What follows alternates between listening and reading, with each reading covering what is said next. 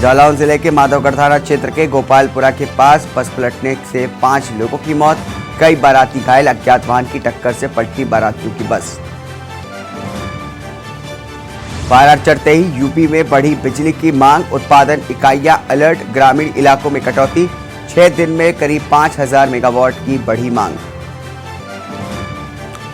और 17 के चित्रकूट में एक नाबालिग के साथ 5 लोगों ने किया गैंगरेप। 21 वर्षीय दोस्त के साथ चित्रकूट आई थी पीड़िता, आरोपियों ने नाबालिग के साथ नाव में की दरिंदगी।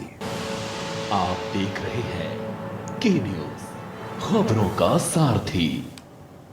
नमस्कार, स्वागत है आपका। आप देख रहे हैं के न्यूज, मैं हूं आपके साथ हारिस। मुख्यमंत्री योगी आदित्यनाथ का आज ताबड़तोड़ दौरे हैं। आपको बता दें कि अलीगढ़, बदायूं, शाहजहां में सीएम योगी आदित्यनाथ पहुंचेंगे। आज 11:25 पर अलीगढ़ में जनसभा करेंगे। 12:55 पर बदायूं में जनसभा करेंगे योगी आदित्यनाथ। करीब 40 मिनट से ज्यादा करेंगे जनसभा को संबोधित। सुरक्षा व्यवस्था को लेकर के किए गए हैं पुख्ता इंतजाम। मुख्यमंत्री योगी आदित्यनाथ का ताबड़तोड़ दौरे। आज अलीगढ़, बदायूं, शाहजहांपुर, बरेली में रहेंगे सीएम योगी आदित्यनाथ। 11:25 पर अलीगढ़ में जनसभा को करेंगे संबोधित। उसके बाद 12:55 पर बदायूं में जनसभा को करेंगे सीएम योगी आदित्यनाथ संबोधित। 11:25 पर अलीगढ़ में जनसभा करेंगे सीएम योगी। 12:55 पर बदायूं में जनसभा करेंगे संबोधित। 2:25 पर शाहजहांपुर में जनसभा करेंगे सीएम योगी। उसके बाद 3:50 पर बरेली में जनसभा को संबोधित करेंगे सीएम योगी आदित्यनाथ। निकाय चुनाव को लेकर के विशाल जनसभा करेंगे। बीजेपी मेयर, चेयरमैन, सभासद प्रत्याशियों के पक्ष में करेंगे जनसभा। करीब 40 मिनट से ज्यादा करेंगे जनसभा को संबोधित। सुरक्षा व्यवस्था को लेकर के किए गए हैं पुख्ता इंतजाम। बताया जा रहा है कि 500 से ज्यादा पुलिसकर्मियों को सुरक्षा व्यवस्था में लगाया गया है। आज अलीगढ़, बदायूं, शाहजहांपुर, बरेली में सीएम योगी आदित्यनाथ रहेंगे। 11:25 पर अलीगढ़ में जनसभा को करेंगे संबोधित। उसके बाद 12:55 पर बदायूं में जनसभा करेंगे सीएम योगी।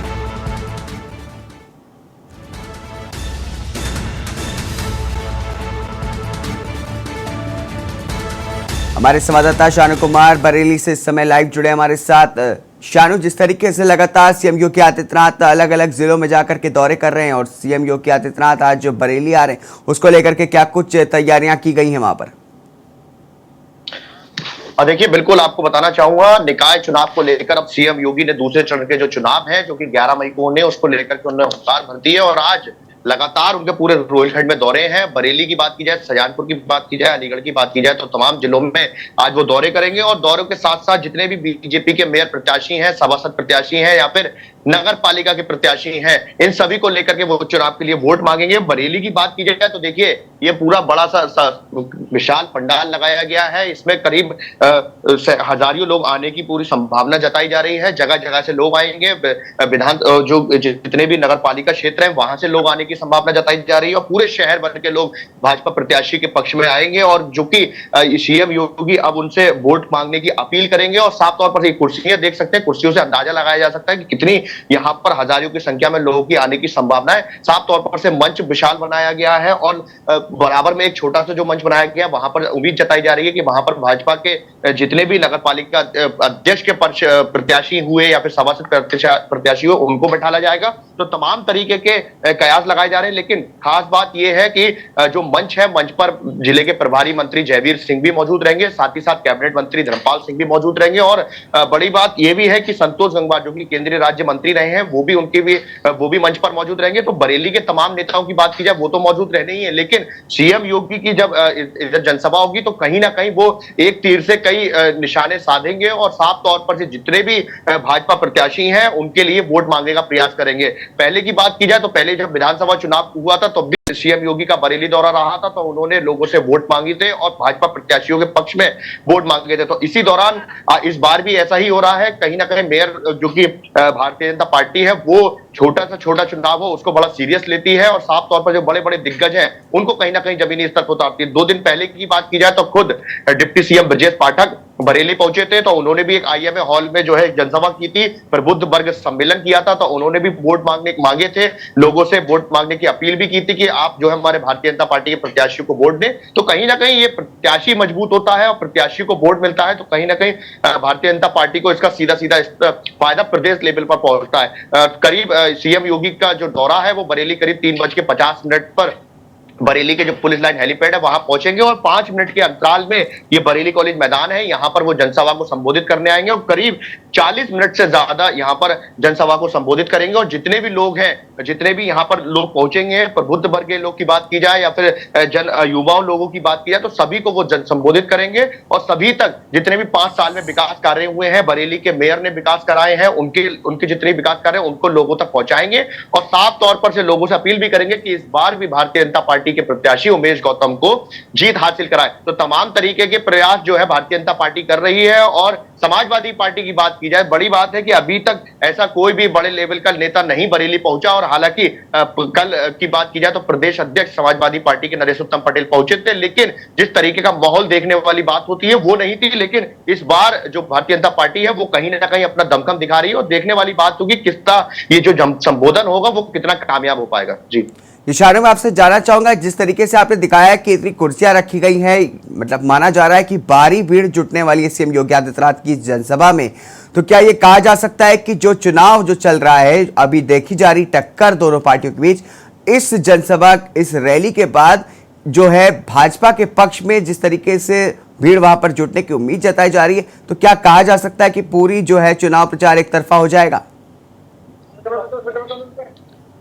देखिए, बिल्कुल भारतीय जनता पार्टी की हमेशा से पॉलिसी रही है, जिस तरीके का छोटे से छोटा चुनाव हो, नगर निकाय चुनाव। ब्रजेश पाठक डिप्टी सीएम है, एक बड़ा बयान दिया था उन्होंने परसों की नगर निकाय चुनाव इसलिए महत्वपूर्ण हो जाता है क्योंकि नगर के विकास के लिए ये चुनाव होता है और नगर जो गलियां होती है, छोटी छोटी लोग जो गलियां होती है, वहां की जनता जो है अपने प्रत्याशी को चुनती है, अपना उम्मीदवार चुनती है कि किस तरीके से ये प्रचार जो किस तरीके से ये विकास नगर का करा सकेगा।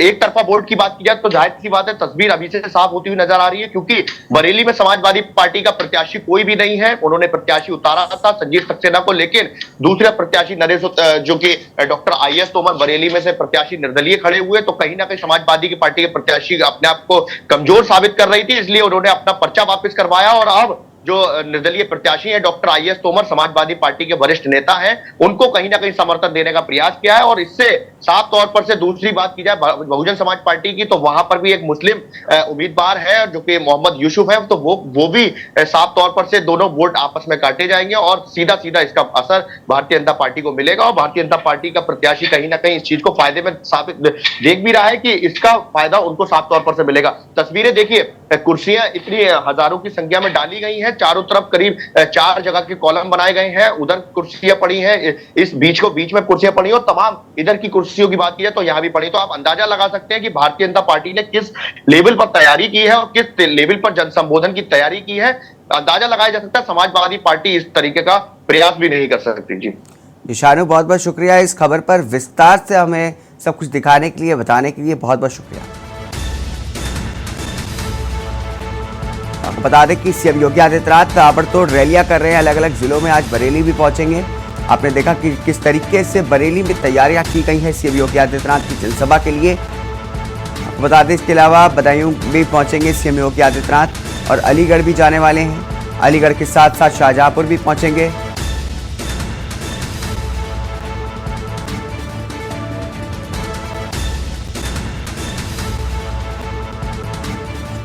हमारे संवाददाता रितेश चौहान से हम बात करेंगे इस खबर पर, लेकिन उससे पहले लेंगे एक छोटा सा ब्रेक।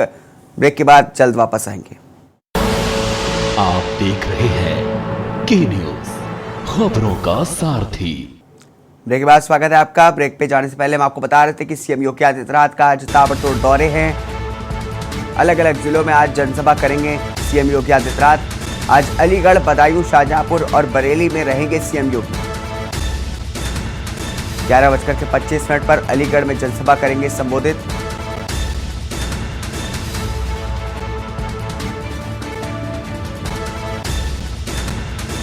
हमारे संवाददाता रितेश चौहान जुड़ चुके हैं हमारे साथ लाइव। रितेश, जिस तरीके से सीएम योगी आदित्यनाथ अलग अलग जिलों में दौरे कर रहे हैं, उसको लेकर के क्या कुछ जानकारी देना चाहेंगे?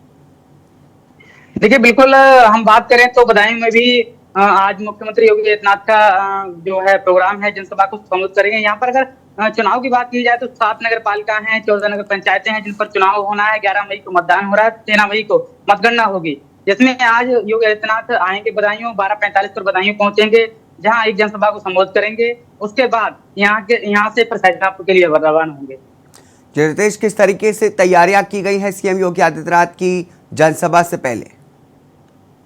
देखिए, बिल्कुल अगर सुरक्षा की तैयारियों की बात की जाए तो यहाँ पर लगातार कमिश्नर और डीएम एसएसपी मौके पर हैं और तैयारियां लगातार 3 दिन से तैयारियां चल रही थी और आज भी तैयारियां चल ही रही हैं अभी फिलहाल।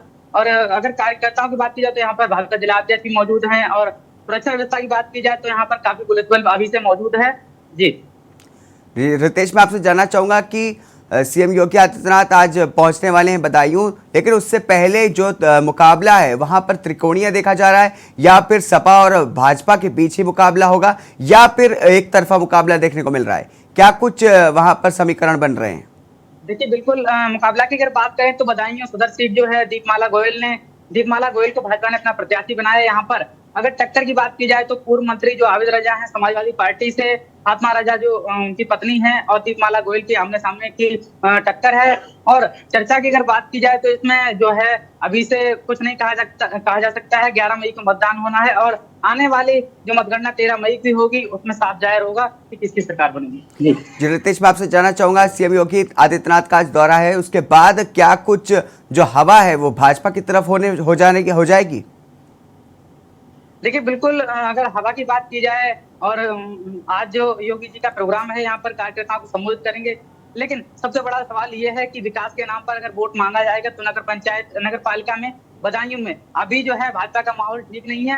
अब सबसे बड़ी बात यह है कि कार्यकर्ताओं को संबोधित करने के बाद जो है माहौल कैसा होगा, बदलेगा या फिर वैसा ही रहेगा। अगर विकास की बात की जाए तो नगर पालिका की जो जनता है विकास के नाम पर बिल्कुल छली जा चुकी है, जनता का कहना साफ साफ है। रितेश, मैं आपसे जानना चाहूंगा कि बदायूं में किस तरीके का भाजपा का विकास रहा है और जनता उससे कितना सहमत नजर आ रही है? देखिए, बिल्कुल विकास की अगर बात की जाए तो जमीनी स्तर पर विकास बहुत ही कम हुआ है, जिससे जनता में आक्रोश है। जनता तरह तरह के आरोप भी लगा रही कि भेदभाव से विकास किया गया है। कहीं पर अगर नगर पंचायत उसैद की बात की जाए तो वहां भी जनता का कहना है कि भेदभाव के साथ सफाई जो कार्य है उस भेदभाव के साथ किया गया है और उस जनता के साथ छलावा किया गया है। जो चेयरमैन पूर्व में जो चेयरमैन थे गोल्डी गुप्ता, जिनको अभी भाजपा ने अपना प्रत्याशी बनाया है, उनको लेकर तमाम तरह की चर्चाएं चल रही हैं। और अगर उसैद की बात की जाए, नगर पंचायत उसैद की बात की जाए तो वहां पर जो है नवाब हसन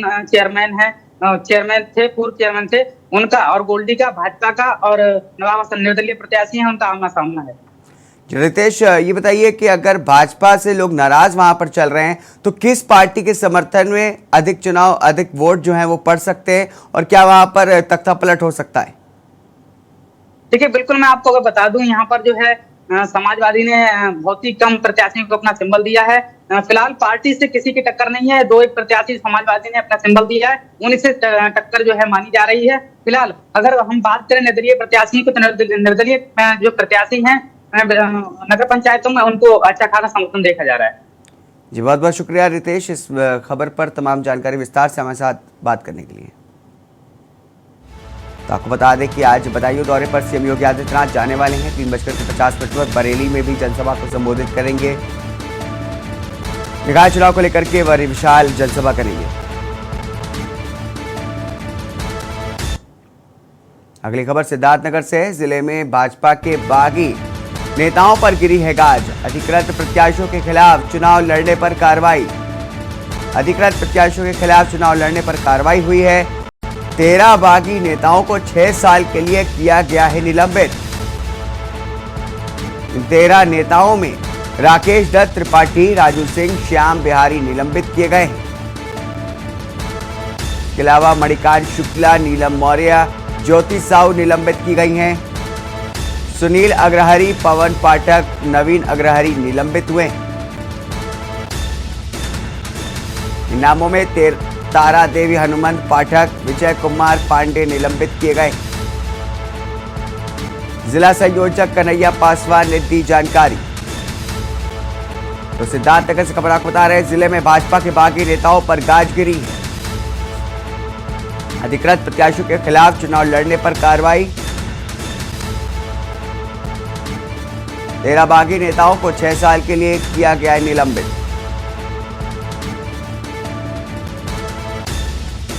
तो ये भाजपा ने पूरी एक लिस्ट जारी की है। 13 भाजपा के जो बागी नेता थे उनको 6 साल के लिए निलंबित किया गया है। आपको बता रहे सिद्धार्थनगर से खबर, भारतीय जनता पार्टी ने सिद्धार्थनगर की इकाई ने एक लिस्ट जारी की है जिसमें 13 बागी नेताओं के नाम हैं जिनको 6 साल के लिए निलंबित कर दिया गया है। आप स्क्रीन पर देख सकते हैं वो लिस्ट पूरी, आप स्क्रीन पर देख सकते हैं कि जिन 13 लोगों के नाम हैं उस लिस्ट में शामिल हैं, उनको 6 साल के लिए निलंबित कर दिया है। इसमें जिले में भाजपा के बागी नेताओं पर गाज गिरी है। अधिकृत प्रत्याशियों के खिलाफ चुनाव लड़ने पर कार्रवाई हुई है। 13 बागी नेताओं को 6 साल के लिए किया गया निलंबित। हमारे संवाददाता पुरुषोत्तम दुबे हमारे साथ लाइव जुड़े हैं। पुरुषोत्तम, जिस तरीके से 13 बागी नेताओं पर गाज गिरी है, इसको लेकर के क्या कुछ बताना चाहेंगे? जी, आपको बता दें कि सिद्धार्थनगर जिले में भाजपा के जब प्रत्याशियों की सूची जारी हुई तो एक लंबी लाइन लग गई जो है बागियों की। उसमें लोग निर्दल या किसी अन्य दलों में जाकर अपना नामांकन किए और विरोध प्रदर्शन करने लगे, भाजपा के खिलाफ अपने प्रत्याशियों के सपोर्ट में, समर्थन में वोट मांगने लगे। इसी को लेकर पार्टी के जो संयोजक हैं कन्हैया पासवान ने कल 13 बागी नेताओं के खिलाफ 6 वर्ष के लिए उन्हें पार्टी से निष्कासित कर दिया गया है। लगातार जो है जिले में ये चर्चा का विषय बना हुआ है। जिस तरीके से बताया जा रहा है कि 13 नेताओं को निलंबित किया गया है, और ये जो बागी नेता है ये क्यों बागी बने? क्या मतलब इनको टिकट नहीं मिला इसलिए ये बागी हो गए, या फिर कोई और वजह बताई जा रही है? जी, साफ तौर पे देखा जाए टिकट बंटवारा ही एक ऐसा मुद्दा रहा जो नगर पंचायत भारत भारी से विजय पांडे को किया गया। वो टिकट मांग रहे थे, उनको टिकट नहीं मिला, वो चुनाव लड़ गए। सेम कंडीशन हर जगह, हर मतलब जितने भी नगर पंचायत नगर पालिका हैं वहां टिकट मांगने को लेकर और टिकट ना मिलने के बाद बागी हो जाना, बागी होने के बाद पार्टी द्वारा 6 वर्ष के लिए निष्कासित कर देना। ये टोटल जो मामला है, पूरा मामला सिद्धार्थनगर का ये टिकट बंटवारे से जुड़ा हुआ है। जी, जिस तरीके से देखा जाता है कि हर चुनाव से पहले जो होते हैं वो नेता होते हैं, उनको टिकट नहीं मिलता तो वो एक पार्टी से छोड़ करके दूसरी पार्टी चले जाते हैं, और भाजपा ने ये कार्रवाई की है, 6 साल के लिए उनको निलंबित कर दिया है। क्या इससे अंदाजा लगाया जा सकता है कि आगे जो बागी नेता हो सकते हैं वो इससे रुक जाएंगे, क्योंकि उनको 6 साल के लिए निलंबित किया जाता है?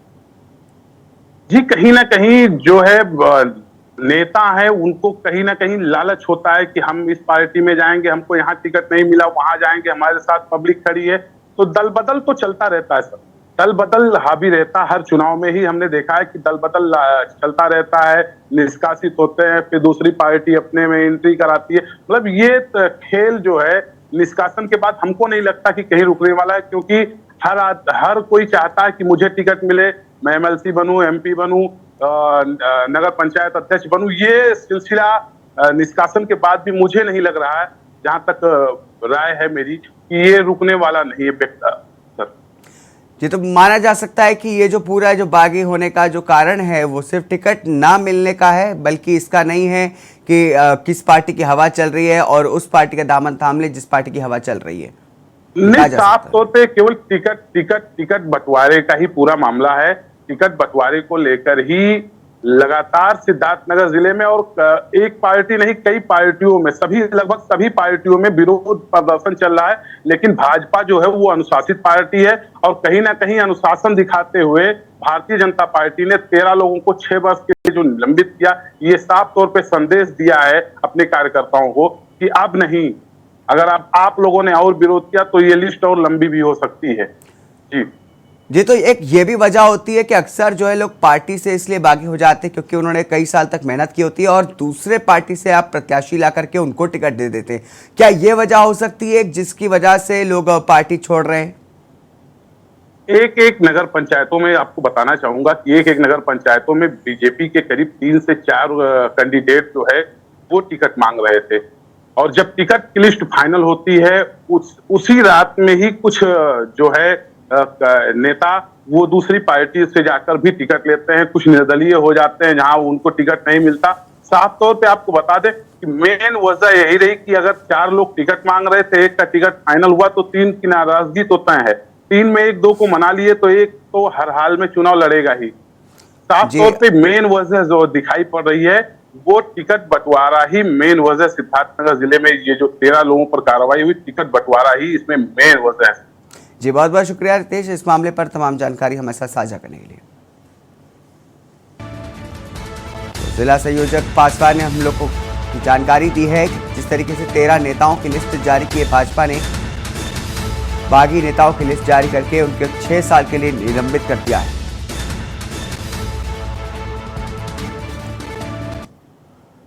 इस बीच रुकेंगे एक छोटे से ब्रेक के लिए। ब्रेक के बाद जल्द हाजिर होंगे अन्य खबरों के साथ। आप देख रहे हैं के न्यूज, खबरों का सारथी। ब्रेक के बाद फिर एक बार आपका स्वागत है। सपा सुप्रीमो अखिलेश यादव का कर्नाटक दौरा, प्रत्याशियों के लिए प्रचार करेंगे अखिलेश यादव। कर्नाटक दौरे पर जा रहे प्रत्याशियों के लिए प्रचार करेंगे अखिलेश यादव। कर्नाटक विधानसभा चुनाव के लिए करेंगे प्रचार। समाजवादी पार्टी ने 17 सीटों पर अपने प्रत्याशी उतारे हैं। अखिलेश यादव 3 दिवसीय कर्नाटक दौरे पर है। इन 3 दिनों में अखिलेश यादव 5 जनसभाएं करेंगे।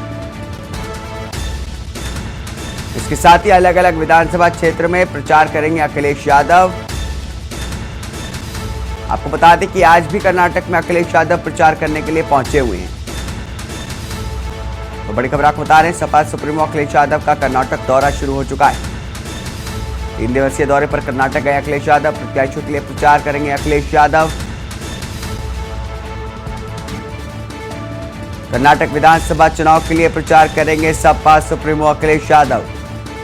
आपको बता दें कि सपा ने 17 सीटों पर अपने प्रत्याशी भी उतारे, जिनके लिए प्रचार करने के लिए अखिलेश यादव 3 दिवसीय दौरे पर कर्नाटक गए हुए। बता दें कि 3 दिन में अखिलेश यादव 5 जनसभाएं करेंगे। अलग अलग विधानसभा क्षेत्रों में प्रचार करेंगे अखिलेश यादव।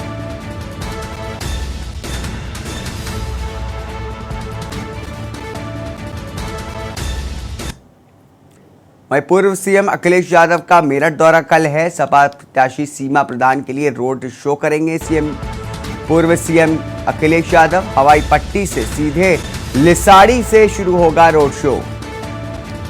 आपको बता दें कि सपा प्रत्याशी सीमा प्रधान के लिए रोड शो करने के लिए अखिलेश यादव कल पहुंचेंगे। हवाई पट्टी से सीधे लिसाड़ी से शुरू होगा रोड शो। साइकिल से रोड शो करते हुए भूमिया पुल जाएंगे। गोला कुआं इस्लामाबाद कांच के पुल तक होगा रोड शो। चुनाव प्रचार के आखिरी 2 दिन में पहले रोड शो होगा। गोला कुआं इस्लामाबाद कांच के पुल तक होगा रोड शो। चुनाव प्रचार के आखिर 2 दिन पहले रोड शो होगा। पूर्व सीएम अखिलेश यादव का मेरठ दौरा कल है।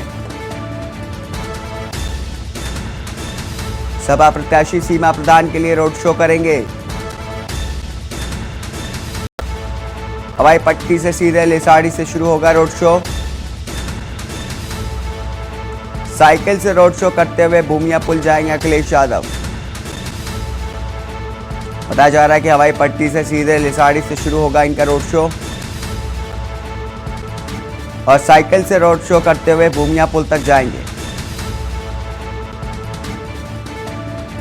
गोला कुआं इस्लामाबाद कांच के पुल तक होगा रोड शो।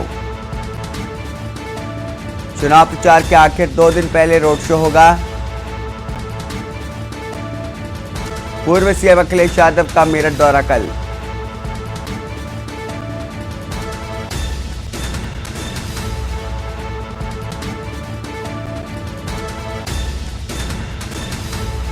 हवाई पट्टी से सीधे लिसाड़ी से शुरू होगा रोड शो।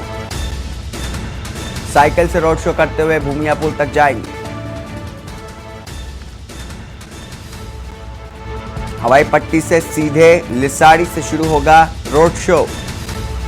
साइकिल से रोड शो करते हुए भूमिया पुल तक जाएंगे अखिलेश यादव। मेरठ दौरे पर जा रहे हैं। कल आपको बता दें कि गोला कुआं इस्लामाबाद कांच के पुल तक रोड शो करेंगे। चुनाव प्रचार के आखिर 2 दिन पहले रोड शो होगा। पूर्व सीएम अखिलेश यादव का मेरठ दौरा कल। इस बीच रुकेंगे एक छोटे से ब्रेक के लिए। ब्रेक के बाद जल्द हाजिर होंगे अन्य खबरों के साथ। आप देख रहे हैं के न्यूज, खबरों का सारथी। के बाद स्वागत है आपका। बीएसपी सुप्रीमो मायावती का 2 दिवसीय तेलंगाना दौरा। कल पार्टी नेताओं कार्यकर्ताओं से मिली थी मायावती। आज हैदराबाद में रैली करेंगे बीएसपी सुप्रीमो मायावती। आपको बता दें कि आज हैदराबाद में रैली करने के लिए बीएसपी सुप्रीमो मायावती पहुंची हैं।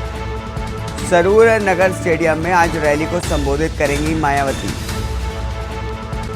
बीएसपी सुप्रीमो मायावती का 2 दिवसीय तेलंगाना दौरा। कल पार्टी नेताओं कार्यकर्ताओं से मिली थी मायावती। आज हैदराबाद में रैली करेंगी बीएसपी सुप्रीमो मायावती। सरूर नगर स्टेडियम में आज रैली को संबोधित करेंगी। बीएसपी सुप्रीमो मायावती का तेलंगाना दौरा है।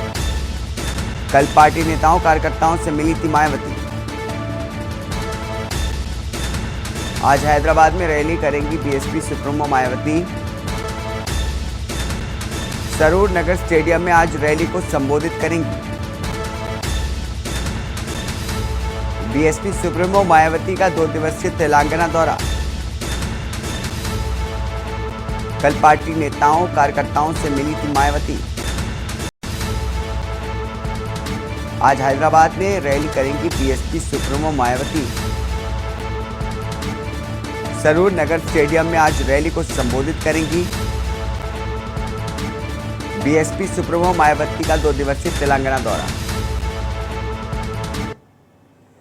ख्वाब चौधरियों का आज दिल्ली कूच। खिलाड़ियों के समर्थन में पहुंचेंगे दिल्ली। 4 राज्यों के चौधरियों का दिल्ली में कूच होगा। यूपी, हरियाणा, पंजाब, राजस्थान की ख्वाब जंतर मंतर पर आज ख्वाब बैठक होगी। बीकेयू सुप्रीमो नरेश टिकैत मौजूद रहेंगे। इस दौरान महिला खिलाड़ियों के सम्मान में उतरी ख्वाब। 4 राज्यों के चौधरियों का दिल्ली में कूच। यूपी, हरियाणा, पंजाब, राजस्थान की ख्वाब पहुंचेगी दिल्ली। यूपी, हरियाणा, पंजाब, राजस्थान की ख्वाब दिल्ली पहुंचने वाली। जंतर मंतर पर आज ख्वाब बैठक की जाएगी। बीकेयू सुप्रीमो नरेश टिकैत भी इस दौरान मौजूद रहेंगे। महिला खिलाड़ियों के सम्मान में उतरी है ख्वाब। ख्वाब चौधरियों का आज दिल्ली कूच। आपको बता दें कि जंतर मंतर पर कई दिनों से पहलवान खिलाड़ी जो हैं वो बृजभूषण शरण सिंह के खिलाफ प्रदर्शन कर रहे हैं, धरना दे रहे हैं। इस दौरान अब ख्वाब भी उनके समर्थन में उतर आई। इसलिए आज यूपी, हरियाणा, पंजाब, राजस्थान की ख्वाब दिल्ली पहुंचने वाली है। महिला खिलाड़ियों के सम्मान में आज के लिए यूपी, हरियाणा, पंजाब, राजस्थान की ख्वाब दिल्ली पहुंचेगी। जंतर मंतर पर आज ख्वाब की बैठक होगी। इस दौरान बीकेयू के सुप्रीमो नरेश टिकैत भी इस दौरान मौजूद रहेंगे। महिला खिलाड़ी के सम्मान में उतर आई है ख्वाब। आपको बता दें कि पिछले कई दिनों से देखा जा रहा है कि विपक्ष के कई बड़े बड़े चेहरे, बड़े बड़े नेता जो हैं वो महिलाओं के सम्मान के लिए दिल्ली पहुंच रहे हैं। जंतर मंतर में खिलाड़ियों के समर्थन में उतर रहे हैं।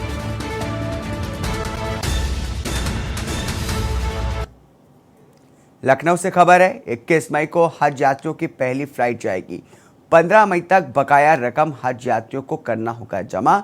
हज कमेटी ऑफ इंडिया द्वारा ये जारी हुआ है सर्कुलर। यूपी से 26,786 यात्री हज पर होंगे रवाना। आपको बता रहे हैं लखनऊ से बड़ी खबर। हज यात्री जो है वो जाने वाले हैं, यूपी से जाने वाले हैं। बढ़ेंगे अगली खबर की तरफ। राकेश टिकैत पहलवानों को देंगे अपना समर्थन, पहलवानों को समर्थन देने के लिए जाएंगे दिल्ली। यूपी गाजीपुर बॉर्डर पर फोर्स की गई है तैनात, पहलवानों के समर्थन में दिल्ली जाएंगे राकेश टिकैत, समर्थकों के साथ जाएंगे दिल्ली के जंतर मंतर। यूपी गाजीपुर बॉर्डर पर फोर्स तैनात की गई है, समर्थकों के साथ जाएंगे दिल्ली के जंतर मंतर। किसान यूनियन के नेता है राकेश टिकैत, अब पहलवानों के समर्थन में वो दिल्ली जा रहे हैं। आपको बता दें कि किसान आंदोलन के प्रमुख चेहरे रहे हैं राकेश टिकैत, और अब यूपी गाजीपुर बॉर्डर पर भी फोर्स तैनात की गई है। वो अपने समर्थकों के साथ दिल्ली के जंतर मंतर पहुंचेंगे। पहलवान जो कई दिनों से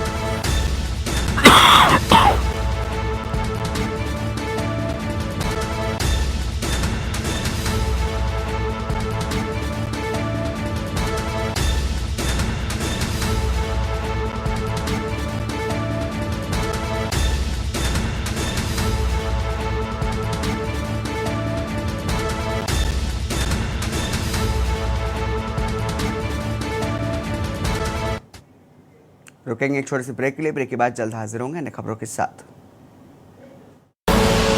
आप देख रहे हैं के न्यूज, खबरों का सारथी।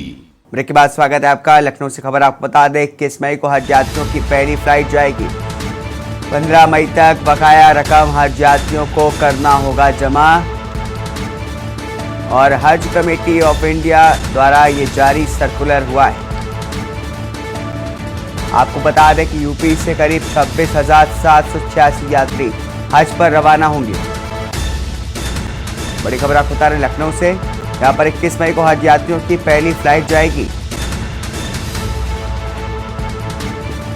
15 मई तक बकाया रकम हज यात्रियों को जमा करना होगा। हज कमेटी ऑफ इंडिया द्वारा जारी हुआ है सर्कुलर।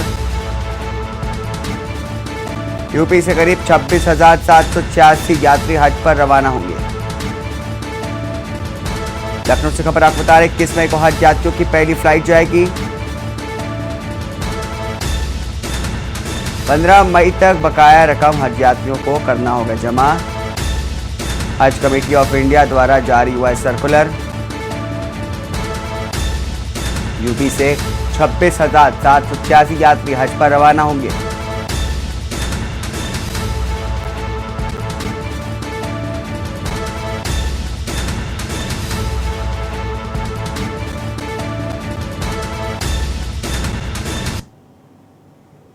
इस बीच दिल्ली के जंतर मंतर से बड़ी खबर सामने आ रही है। आज खापों की महापंचायत होगी जंतर मंतर पर। यूपी दिल्ली पुलिस ने बढ़ाई सुरक्षा, संदिग्ध पर रोक। किसी को थाने में बैठाया तो वही होगी पंचायत, राकेश टिकैत का बयान।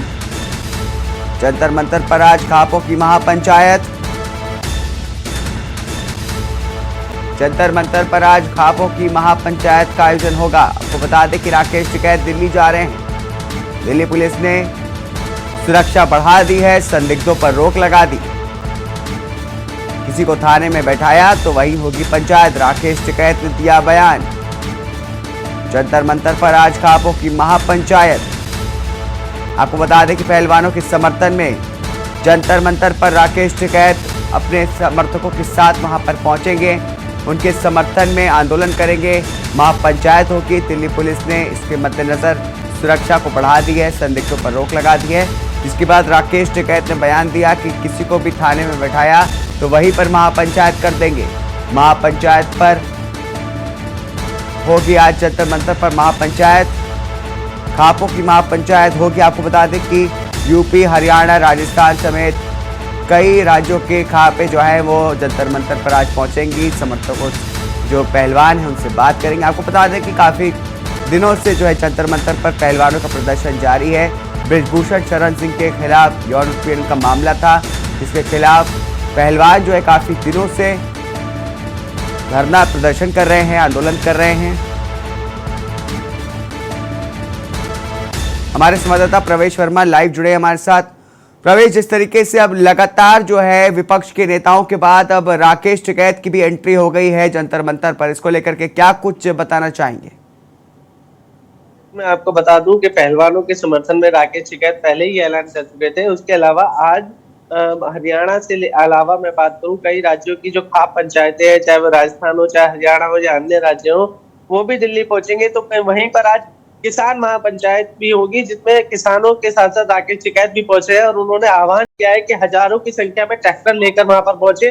और साथ साथ राकेश टिकैत ने बयान दिया है कि अगर एक भी उनके कार्यकर्ता को या कहे किसान को अगर दिल्ली पुलिस ने रोका या पकड़ा या ये कहे कि उनको जबरदस्ती बंद करने की कोशिश की तो फिर एक बड़ा आंदोलन छिड़ सकता है। और इसको देखते हुए दिल्ली पुलिस ने भी आज पूरी मुस्तैदी दिखा रखी है। दिल्ली पुलिस पूरी तरीके से सतर्क है। हैरान करने वाली बात है कि अगर हजारों की संख्या में लोग जंतर मंतर पर पहुंचेंगे तो दिल्ली में कहीं ना कहीं सुरक्षा व्यवस्था के साथ साथ यातायात की व्यवस्था भी ठप हो सकती है। जी प्रवेश, जिस तरीके से हमने देखा था कि किसान आंदोलन के दौरान भी जो है इस तरीके की एक रैलियां हुई थी, आंदोलन हुए थे और वो आंदोलन जो है वो हाथ से निकल गया था। उसके बाद क्या कुछ हुआ है लाल किले पर वो सब ने देखा था। तो क्या हो सकता है कि अब ये जो आंदोलन चल रहा है काफी दिनों से, इसमें एक तेजी आएगी या फिर और बवाल मचेगा? जी बिल्कुल, मैं आपको बता दूं कि जो अभी तक पहलवानों का जो प्रदर्शन था वो शांतिपूर्ण प्रदर्शन था और वो उनके द्वारा ही केवल किया जा रहा था। लेकिन अब इसको एक राजनीतिक रूप दे दिया गया है, क्योंकि पहलवानों को ये लगने लगा था कि बिना राजनीति के एंट्री के हमारा कोई भी सुनने वाले नहीं है। इन्होंने राजनीति को आह्वान करके खुद बुलाया था, जिसके बाद कई पार्टियां उनसे मिल चुकी हैं और अब राकेश टिकैत भी मिल चुके हैं। उसके बाद खाप पंचायतें भी आ चुकी हैं और अब जब सब लोग एकत्रित होकर आज विशेष तौर पर मैं बात करूं खाप पंचायतें और ये जो किसान महापंचायत है, जिसके भारतीय किसान महासंघ के जो अध्यक्ष राकेश टिकैत है, जब ये हजारों की संख्या में वहां पहुंच रहे हैं तो ये कहीं ना कहीं इसका रंग रूप अब बदल जाएगा। ये एक शांतिपूर्ण प्रदर्शन के तौर पर नहीं देखा जाएगा। अब इसमें अगर कोई भी जबरदस्ती की गई या दिल्ली पुलिस ने, जैसे हमने 2 बार पिछले देखा है कि दिल्ली पुलिस ने जबरदस्ती कई राजनीतिक नेताओं को जाने से रोका। स्वाति मालीवाल को भी अरेस्ट डिटेन तक कर लिया था। उसके बाद कई पत्रकारों को भी रोका है। लेकिन आज अगर ऐसी कोई भी स्थिति बनती है तो जरूर ये जो प्रदर्शन है ये उग्र प्रदर्शन का रूप ले लेगा और जो शांतिपूर्ण धरना अभी तक चल रहा था आज इसका रंग रूप बदल सकता है। जी, जिस तरीके से आपने बताया प्रवेश की रंग रूप बदल सकता है, तो ये जो आंदोलन चल रहा है इस आंदोलन में राकेश टिकैत की एंट्री से पहलवानों को मदद मिलेगी या फिर उनका नुकसान होता ज्यादा दिखाई देगा? जी देखिए, ये तो अभी आने वाला समय तय करेगा, क्योंकि जो किसानों को जो प्रदर्शन है या ये कहें जो समर्थन है वो सिर्फ पहलवानों के कहने पर ही उनको मिल रहा है। खुद पहलवानों ने ये आह्वान किया था कि उनको मदद के लिए वो आए और उनकी मदद करें। लेकिन अगर मैं बात करूं किसान महापंचायत में अगर ट्रैक्टर लेकर हजारों की संख्या में लोग दिल्ली पहुंचते हैं, चाहे वो हरियाणा से, उत्तर प्रदेश से हो, चाहे राजस्थान से हो या अन्य किसी भी राज्य से है, और जब एकत्रित होंगे तो जंतर मंतर पर काफी हंगामा होने के चांस रहेंगे, क्योंकि दिल्ली पुलिस ने सुरक्षा व्यवस्था के तौर पर पहलवानों को पहले ही बैरिकेडिंग में बंद करके रखा हुआ है। और उसके अलावा मैं बता दूं कि वहां पर सिर्फ मीडिया की एंट्री दे रखी है और मीडिया के अलावा एक आम आदमी को भी जाने से दिल्ली पुलिस रोकती है। लेकिन जब आज हजारों की संख्या में किसान वहां पर पहुंचेंगे तो देखने वाली बात ये होगी कि दिल्ली पुलिस उनको जाने की एंट्री देती है या नहीं देती है, और अगर देती है तो वहां की सुरक्षा व्यवस्था की बात करें और इतनी संख्या में लोग अगर वहां पर एकत्रित होंगे तो जंतर मंतर पर संभाल पाना दिल्ली पुलिस के लिए बहुत बड़ा मुश्किल काम होगा। जिसको देखते हुए कोई ना कोई ऐसा मैं कहूंगा कि हादसा या कोई ना कोई चीज देखने को जरूर हो सकती है, क्योंकि जंतर मंतर एक छोटा सा स्पॉट है और वहां पर इस तरीके की चीजों का होना बड़ा मुश्किल है। जी प्रवेश, जिस तरीके से देखा कुछ दिन पहले बात सामने आई थी, बजरंग पुनिया ने भी कहा था कि ट्रैक्टर लेकर के दिल्ली पहुंचने की बात कही गई थी, तो क्या ये कहा जा सकता है कि वो जो इशारा था वो बीकेयू की तरफ था, राकेश टिकैत की तरफ था, और अब आज देखा जा सकता है कि कई सारे ट्रैक्टर जो है वो दिल्ली में एंट्री ले सकते हैं? जी बिल्कुल, मैं आपको बता दूं आज से लगभग 2 दिन पहले राकेश टिकैत ने ये ऐलान कर दिया था कि अगर सरकार उनकी बातें नहीं सुनती है तो किसान महापंचायत के किसानों के हजारों ट्रैक्टर घर पे खाली खड़े हुए हैं वो दिल्ली कूच करेंगे और उसके बाद दिल्ली पुलिस को जितने लोगों को अरेस्ट करना है, डिटेन करना है वो करे। लेकिन अगर पहलवानों की बात नहीं मानी जाएगी तो ये प्रदर्शन को बढ़ा दिया जाएगा। लेकिन आज वो दिन आ गया है कि राकेश टिकैत ने सभी अपने मैं बात करूं अपनी महापंचायत के किसानों को ये ऐलान कर दिया है। उसके अलावा हरियाणा की खाप पंचायतें तैयार हैं जो जंतर मंतर पर पहुंच रही हैं और सभी से अपील की गई है, मैं बता दूं आपको विशेष तौर पर, कि वो अपने ट्रैक्टरों के साथ वहां पर पहुंचे ताकि ट्रैक्टर वहां पर आएंगे तो दिल्ली की यातायात की व्यवस्था रुकेगी। दूसरी बात मैं बता दूं, हरियाणा के ही मैं बात करूं खाप पंचायत से भी एक नेता है जिन्होंने साफ साफ बयान दिया था कि अगर पहलवानों की बातें नहीं सुनी गई तो दिल्ली का पानी और दिल्ली की सड़क हरियाणा से बिल्कुल रोक दी जाएगी। जी तो इस तरीके से विपक्ष जो है वो एकजुट हो रहा है पहलवानों के मुद्दे पर, तो क्या ये कहा जा सकता है कि अब ये महज सिर्फ राजनीति हो रही है या वाकई जो है उनके आंदोलन को इससे मदद मिल रही है? जी बिल्कुल, मैं आपको बता दूं सबसे बड़ी बात यह है कि जब पहलवानों ने आह्वान किया था राजनीतिक पार्टी का तो उसी दिन ये जो प्रदर्शन है ये राजनीतिक पार्टियों के रंग रूप में चढ़ चुका है। और मैं बता दूं आपको कि ये राजनीतिक रूप पूर्णतः ले चुका है। लेकिन हैरान करने वाली बात है कि पहलवानों की बातें अभी तक मानी नहीं गई है, जिसको लेकर वो निराश है, हताश है। और उन्होंने स्वयं ये आह्वान किया है कि राजनीतिक पार्टी आए, रंग रूप दे, ताकि उनकी बातों को सुना जाए और हो सकता है कि जो उनकी मांग है उनको पूरा करने में वो उनका सहयोग करें। लेकिन अभी तक की बात करें तो सिर्फ FIR दर्ज हुई है, 7 लड़कियों के बयान दर्ज हो चुके हैं। अब पूछताछ ब्रजभूषण सिंह से अभी होनी है। जी, जिस तरीके से सुप्रीम कोर्ट ने कुछ दिन पहले ही आदेश दिया था उनके खिलाफ कार्रवाई करने के लिए, ब्रजभूषण सिंह के खिलाफ कार्रवाई होने के लिए, लेकिन अभी तक जो है सिर्फ FIR दर्ज की गई है और बयान दर्ज कर लिए गए हैं पीड़ितों के, लेकिन अभी तक उन पर उनसे ना कोई पूछताछ की गई है, ना कोई कार्रवाई होती दिखाई दे रही है। तो क्या ये कहा जा सकता है कि इस मामले को लटकाया जा रहा है और इस मामले में अब सिर्फ राजनीति ही देखी जा रही है? जी बिल्कुल, मैं आपको बता दूं एक चीज तो साफ साफ है, अगर ब्रजभूषण की जगह कोई और मैं बात करूं कोई आम आदमी होता और इस तरीके के उस पर आरोप लगे होते तो अभी तक दिल्ली पुलिस हो या कोई अन्य राज्य की पुलिस हो वो अभी तक उनको गिरफ्तार कर चुकी होती। लेकिन इस मामले में थोड़ी सी ढिलाई जरूर दिखाई दे रही है। लेकिन जब पहलवानों ने अपना प्रदर्शन रखा है तो उनकी सीधी सीधी मांग पहले FIR को लेकर थी जो उनकी सुप्रीम कोर्ट ने पूरी करा दी। लेकिन अब उनकी मांग है जब तक ब्रजभूषण सिंह गिरफ्तार नहीं होंगे तब तक कोई धरना प्रदर्शन समाप्त नहीं करेंगे, जिसकी वजह से ये धरना प्रदर्शन थोड़ा लंबा चलता नजर आ रहा है। और बात करें तो ब्रजभूषण सिंह भी एक बीजेपी के कद्दावर नेता है और विधायक, और उनको गिरफ्तार करने के लिए पुलिस को एक प्रोटोकॉल को फॉलो करना होगा, जिसकी वजह से देरी हो रही है। लेकिन मैं आपको बता दूं 7 महिला पहलवानों ने जिन्होंने आरोप लगाया था उनके बयान दिल्ली पुलिस ने कल दर्ज कर लिए हैं और उसके बाद अब जो बारी है वो पूछताछ की बारी है। वो साफ साफ मैं आपको बता दूं ब्रजभूषण सिंह की है, उनसे पूछताछ होगी, उसके बाद आगे की कार्रवाई की जाएगी, क्योंकि ये पूरा एक कानूनी प्रक्रिया है और उसमें दिल्ली पुलिस हो चाहे कोई भी राज्य की पुलिस हो उससे वो बाहर नहीं जा सकती है। जी प्रवेश, जिस तरीके से देखा जा रहा है कि शासन और प्रशासन की तरफ से, चाहे सरकार की तरफ से भी देखा जाए, इस पर अभी तक चुप्पी साधी गई है। बड़े जो नेता हैं वो इस पर कोई बयान ज्यादा दे नहीं रहे हैं।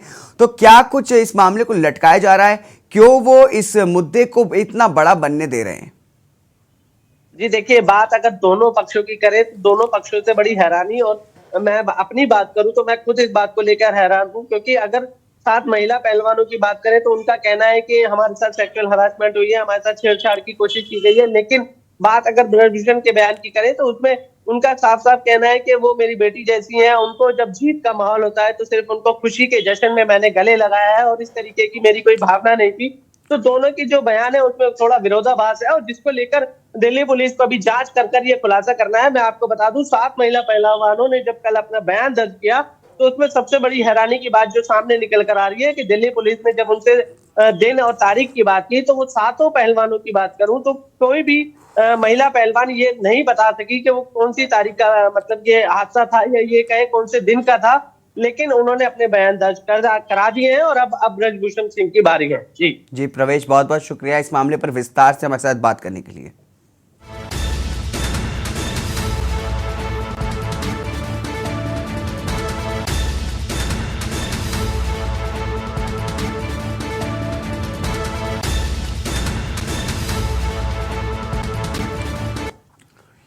रुकेंगे एक छोटे से ब्रेक के लिए, ब्रेक के बाद जल्द हाजिर होंगे नई खबरों के साथ। आप देख रहे हैं के न्यूज, खबरों का सारथी।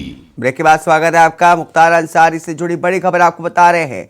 मुख्तार अंसारी का शूटर जुगनू पंजाब से गिरफ्तार, ट्रांजिट रिमांड पर लेगी यूपी पुलिस। मुख्तार अंसारी का शूटर जुगनू पंजाब में गिरफ्तार किया गया है। तो बड़ी खबर आपको बता रहे मुख्तार अंसारी से जुड़ी, ट्रांजिट रिमांड पर लेगी यूपी पुलिस। मुख्तार अंसारी का शूटर जुगनू पंजाब में गिरफ्तार हो गया है। ट्रांजिट डिमांड पर लेगी यूपी पुलिस। मुख्तार अंसारी का शूटर जुगनू पंजाब में गिरफ्तार, बड़ी खबर आपको बता रहे हैं। ट्रांजिट डिमांड पर लेगी यूपी पुलिस। मुख्तार अंसारी को एक और बड़ा झटका लगा है।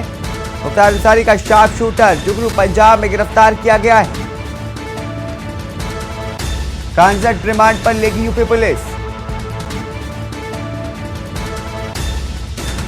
मुख्तार अंसारी का शार्प शूटर जुगनू पंजाब में गिरफ्तार,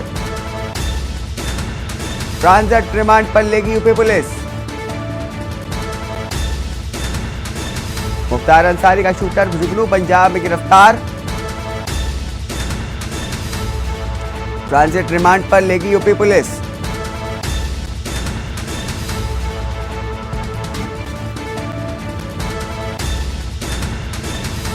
मुख्तार अंसारी का शूटर जुगनू पंजाब में गिरफ्तार हो गया है। ट्रांजिट रिमांड पर लेगी यूपी पुलिस। बड़ी खबर आपको बता रहे हैं मुख्तार अंसारी से जुड़ी, मुख्तार अंसारी का शूटर जुगनू पंजाब में गिरफ्तार हो गया है। ट्रांजिट रिमांड पर लेगी यूपी पुलिस।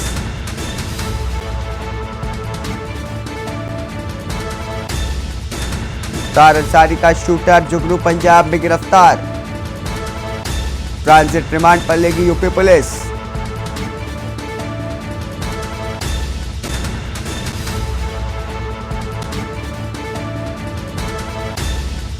बड़ी खबर आपको बता रहे हैं मुख्तार अंसारी से जुड़ी, मुख्तार अंसारी का शूटर जुगनू पंजाब में गिरफ्तार हो गया है। जल्दी ट्रांजिट रिमांड पर लेगी यूपी पुलिस। बड़ी खबर आपको बता रहे हैं मुख्तार अंसारी से जुड़ी, मुख्तार अंसारी का शूटर जुगनू पंजाब में गिरफ्तार।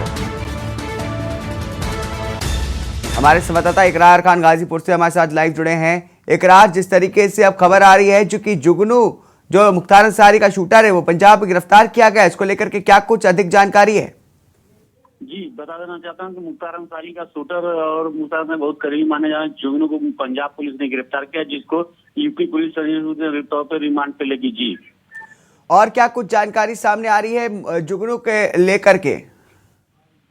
जी बता दें जुगनू के लेकर अभी कोई ऐसी जानकारी नहीं निकल के पा रही है, लेकिन मुख्तार अंसारी बहुत ही करीबी माना जाता है जुगनू, जो अभी तक फरार चल रहा था, जिसपे 25,000 का इनाम था। जी मुख्तार अंसारी का जो शूटर है जुगनू वो गिरफ्तार किया गया है पंजाब में। इससे मुख्तार अंसारी और उनके जो साम्राज्य उनको कितना बड़ा नुकसान पहुंचेगा जुगनू के पकड़े जाने से? जी कहीं ना कहीं मुख्तार अंसारी का अगर साम्राज्य 191 गैंग के सदस्य जुगनू था, जिसको पकड़ने में बहुत कहीं ना कहीं मुख्तार अंसारी के टीम को या मुख्तार अंसारी के जो सदस्य है उसको नुकसान तो होना ही था, लेकिन कहीं ना कहीं दिन से फरार चला था, जिसको मुख्तार अंसारी की गैंग है, जिसको पंजाब पुलिस ने गिरफ्तार किया, जिसको 25,000 का इनाम था। जी क्या कुछ मामले चल रहे थे शूटर जुगनू पर?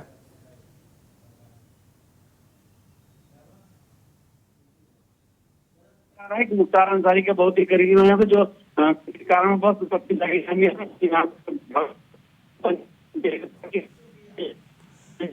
लेने की जा रही थी। जी शुक्रिया इकरार, तमाम जानकारी हमारे साथ बात करने के लिए। तो आपको बड़ी खबर आप बता रहे हैं मुख्तार अंसारी से जुड़ी, मुख्तार अंसारी का शूटर जुगनू पंजाब में गिरफ्तार हो गया है। मुख्तार अंसारी का शूटर जुगनू पंजाब में गिरफ्तार, ट्रांजिट रिमांड पर लेगी यूपी पुलिस।